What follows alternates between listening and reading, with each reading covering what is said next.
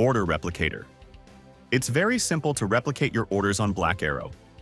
To activate the replicator, you need to go to the Trade menu and select Replicator.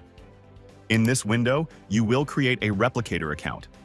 One account will be the signal, and the other will be the follower. Click on Create Replicator. In this field, you give a name to the replicator. Let's call it Test. Select the master account of your choice and then select the follower account down here. In this field, you can choose the leverage of the follower account, ranging from 1x to 10x. Once adjusted, you click on Finish. At this point, your master account for order replication is now active. Click on it. Notice that the replication on the follower account is paused. Let's activate it. And done.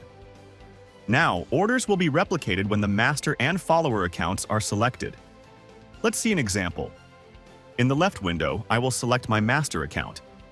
In my right window, I will select the follower account. Notice that we have the same asset in both windows. When an order is placed in the master account, a corresponding order will automatically be sent to the follower account based on the configured settings. This way, you will have much more practicality in replicating your trades across all your accounts.